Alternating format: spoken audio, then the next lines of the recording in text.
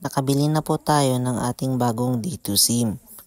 For today's video, tuturuan ko po kayo kung paano mag-register ng ating bagong D2 SIM card. First step, buksan po natin ang ating App Store o kaya ang ating mga Play Store. Dito po natin i-download ang D2 application.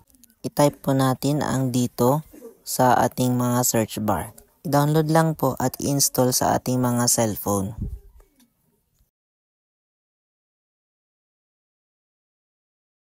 Buksan po ninyo ang D2 application. Dito po natin i-register ang ating bagong D2 SIM card.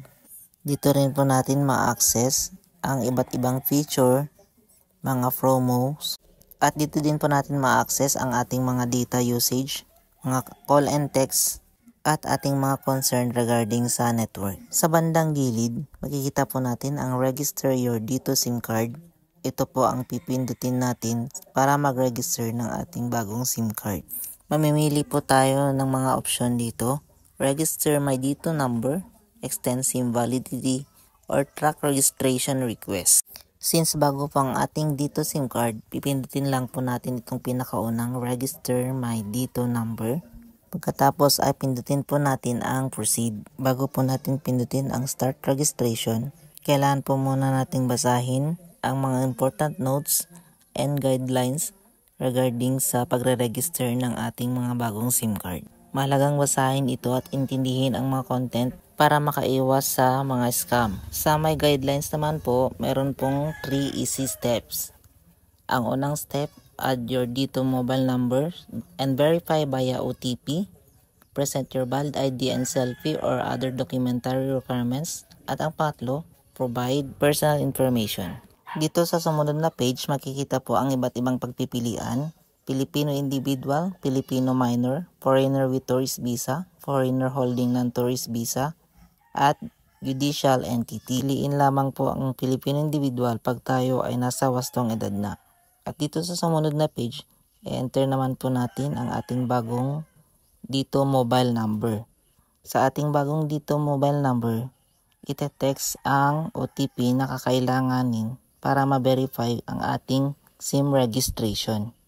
Pagkatapos may enter ang OTP na na-text sa ating mga cellphone, ay makikita natin na verified na. Kailangan malakas po ang signal ng ating mga cellphone at mga data para matanggap natin agad-agad ang text.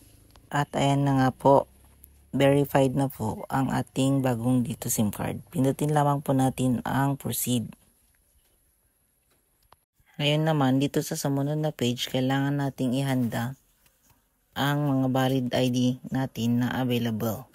Narito ang listahan ng mga available ID, NBI clearance, passport, national ID, driver's license, voter's ID, GIS card, PRC, UMID, SSS ID, at iba pang mga ID na nasa listahan sa pagpipilian. Ngayon naman ay kailangan nating i-upload o kuhanan ng larawan ang ating mga ID para sa verification. Pindutin lamang po ang allow at picturean po ang ID. Kailangan malinaw po ang pagkakuha para hindi magkaroon ng problema. Pagkatapos mapicturean ang ID, ay diretso itong mag-upload. Antayin lamang po na matapos ang uploading. At ganyan po ang lalabas na resulta. Pindutin lamang po ang proceed. Ngayon naman ay kukuha naman po tayo ng ating mga selfie. Pindutin lamang po ang camera at itapat ang ating mukha at saka pindutin ang camera button sa ibaba ng ating mga screen. Pagkatapos mapicturean ay automatic lang din po ito mag-upload. Antayin lamang po na matapos ang uploading. At iyan na-upload na nga po, pindutin lamang po natin ang proceed.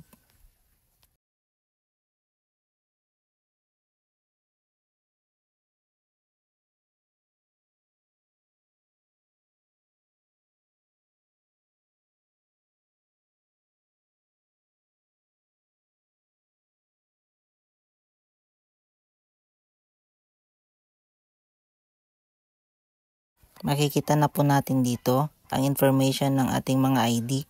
I-double check lang po natin kung tama ang spelling. I-double check din po natin ang mga spelling, ang address, birthday, at ang ating mga ID number na nakalagay. Huwag po kakalimutang ilagay ang postal code ng area po ninyo. At pindutin ang proceed pag na-enter na po.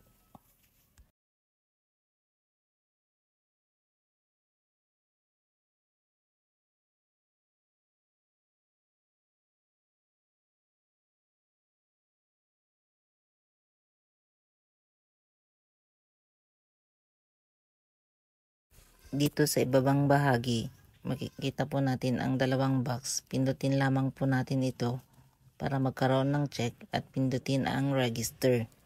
At ayan na nga po yung resulta. Successful po ang SIM card registration. Ganyan lamang po kadali ang mag-register ng ating mga dito SIM card. After po nito, may marireceive din po kayong text confirmation na nagsasabing congratulations. Huwag po natin kakalimutang pindutin ang subscribe button at bell all para lagi po kayong updated sa lahat ng ating mga bagong video.